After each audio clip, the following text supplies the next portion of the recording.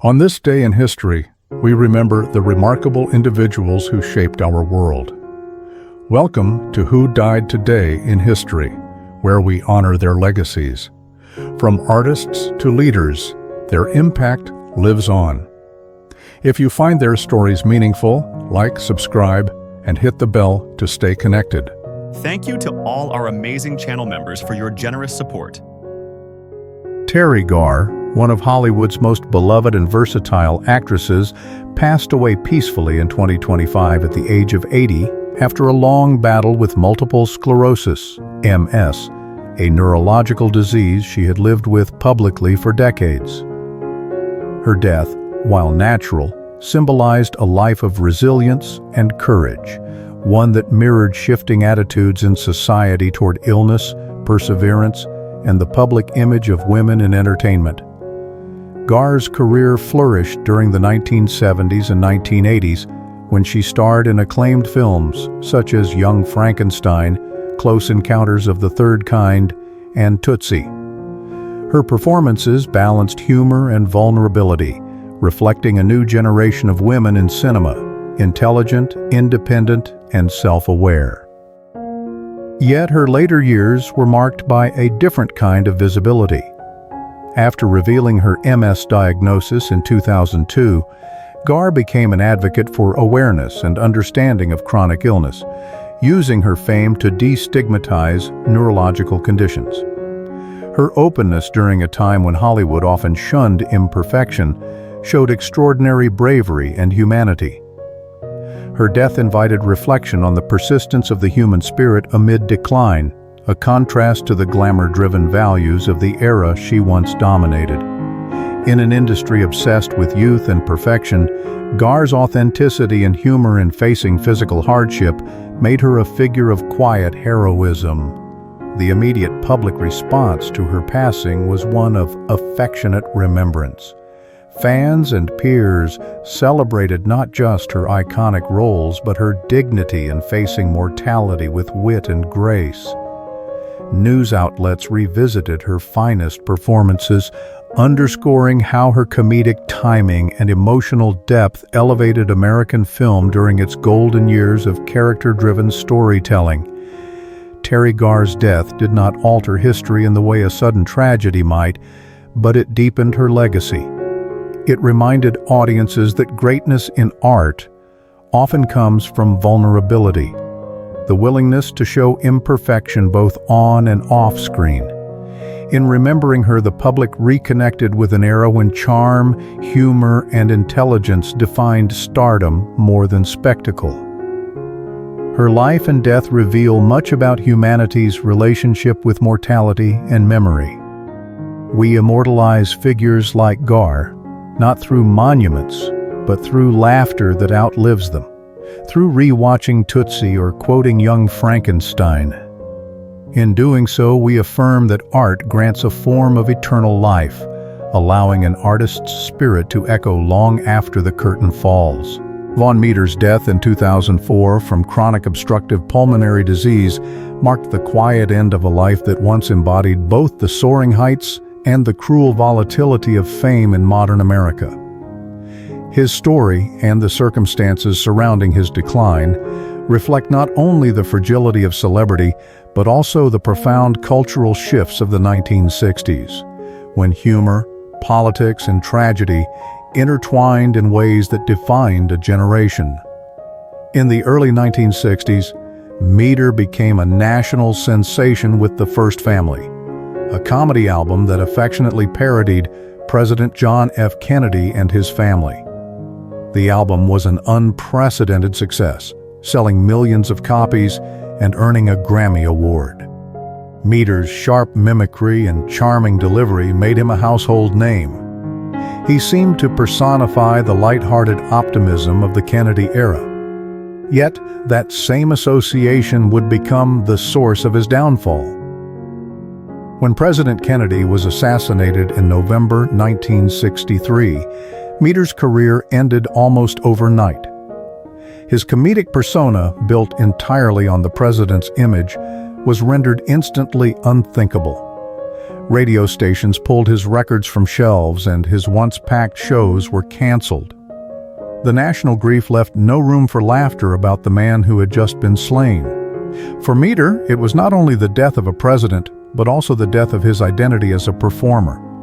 He struggled for decades afterward, working sporadically as a musician in small clubs and living far from the spotlight that had once defined him.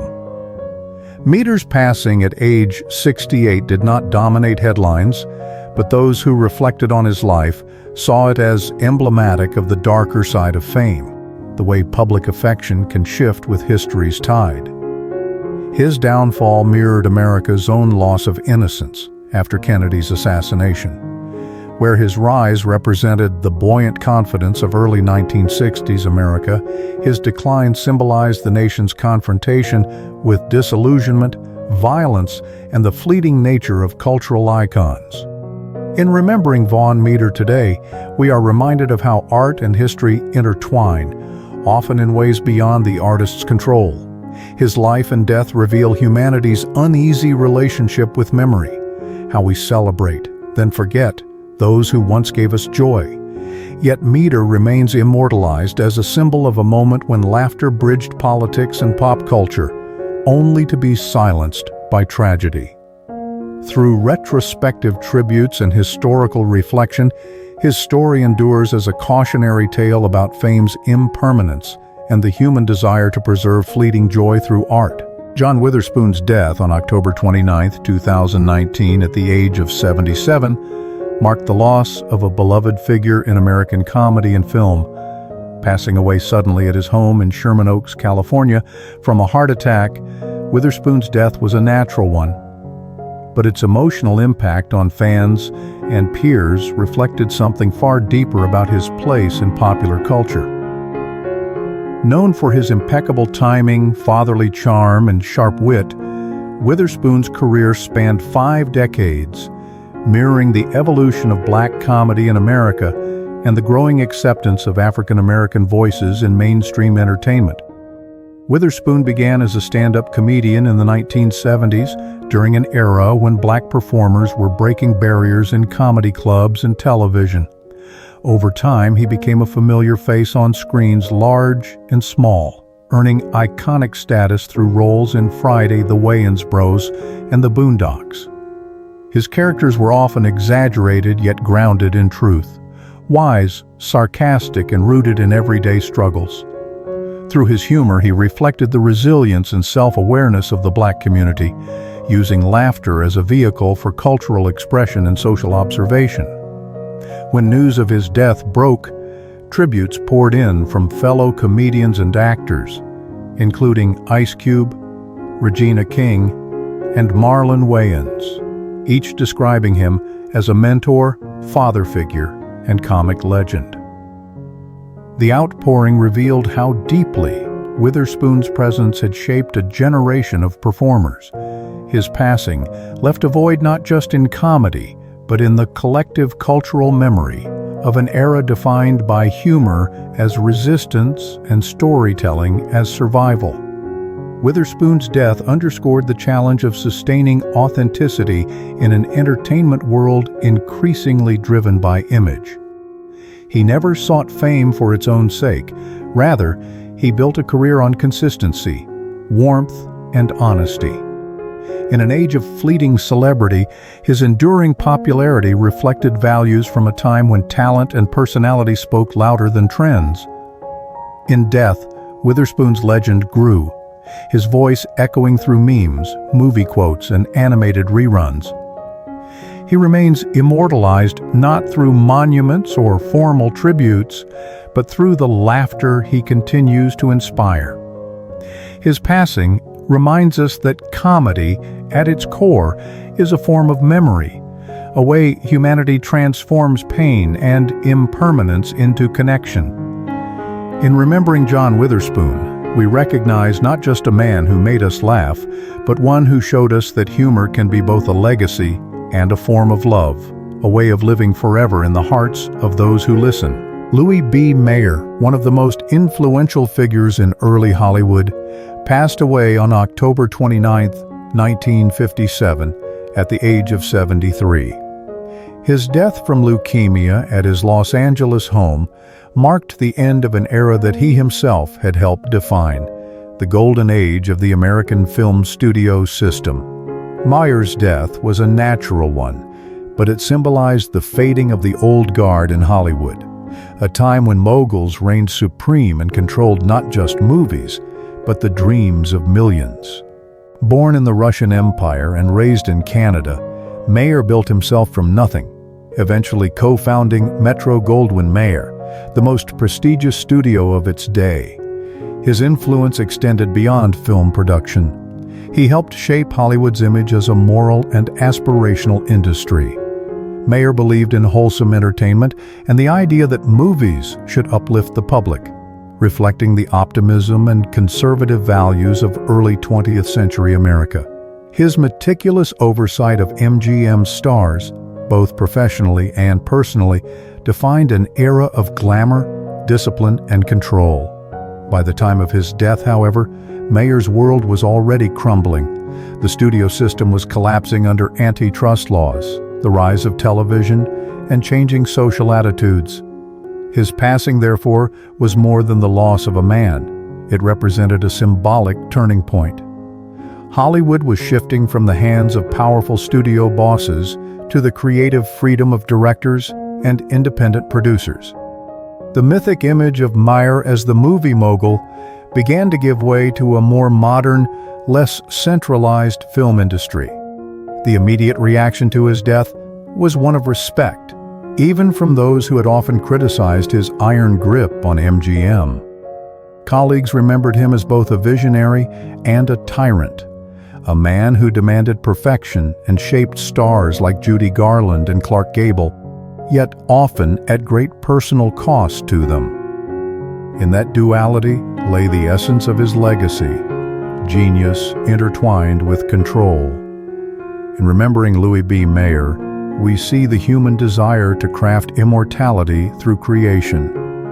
Though he wielded power in life, his true permanence lies in the films and stars he helped bring to the screen.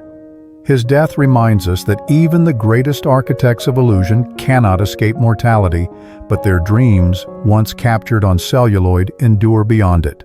Dennis Banks, co-founder of the American Indian movement and a pivotal figure in the modern Native American civil rights struggle, passed away on October 29, 2017, at the age of 80 due to complications following heart surgery. His death was natural, yet profoundly symbolic.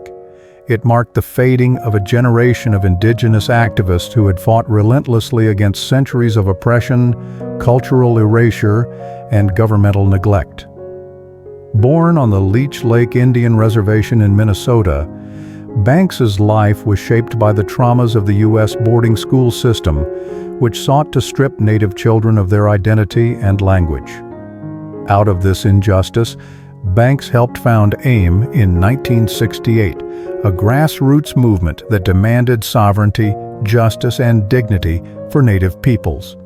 His leadership in landmark protests such as the 1973 Wounded Knee occupation and the 1972 Trail of Broken Treaties placed him at the center of one of the most turbulent chapters in Native American history. When Banks died, it was not just the loss of a leader, but the passing of an era defined by defiance and self-determination. His death came at a time when indigenous activism was resurging through movements like Standing Rock, proving that the struggle he helped ignite had endured and evolved. The immediate response to his passing was one of deep reverence. Native communities across the country held ceremonies in his honor, viewing his death as both an ending and a renewal, a reminder that the fight for indigenous rights was far from over. Banks's life and death reflected the values of resilience and resistance that defined the late 20th century's civil rights movements. While he faced criminal charges, imprisonment, and government surveillance, he never renounced his mission.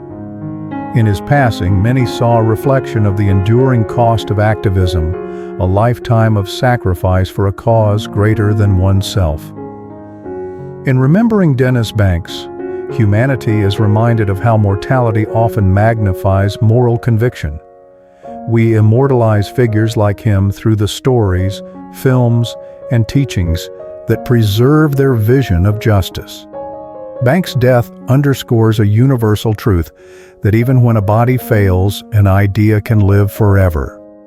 His voice, once raised in protest, continues to echo through generations, demanding to be seen, heard, and free.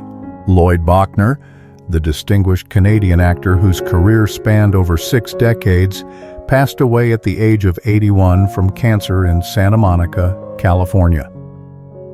His death was natural, yet it marked the quiet conclusion of a career that had shaped the golden age of television and film. Bochner's passing reflected both the endurance and fragility of the entertainment industry's mid-century icons, artists who bridged the black and white morality of early television with the complex psychological storytelling of modern cinema.